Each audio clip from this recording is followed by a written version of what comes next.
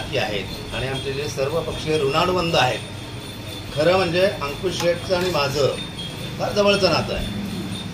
म्हणजे आमचं नातं कासव आणि सशासारखं आहे। ज्या ठिकाणी त्यांना पोहता येत नाही त्या ठिकाणी मी त्यांना पाठीवर घेतो आणि ज्या ठिकाणी मी पळू शकत नाही त्या ठिकाणी ते मला पाठीवर घेतात। असे आमचे ऋणानुबंध आहेत। महेश भाऊ, तुम्ही हल्ली खूप चर्चेमध्ये असता, आता बेनकेंशी तुमची जवळीक वाढलेली दिसते।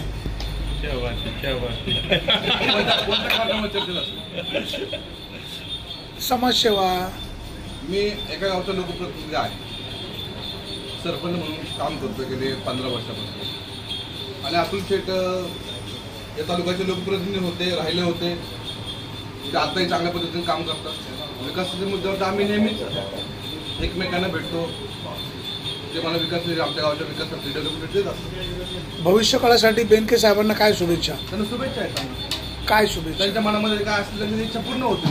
तुमच्या मनामध्ये काय? त्यांच्या मनामध्ये इच्छा असेल त्या पूर्ण होते। त्यांच्या मनामध्ये आमदार व्हायचे होतील ते।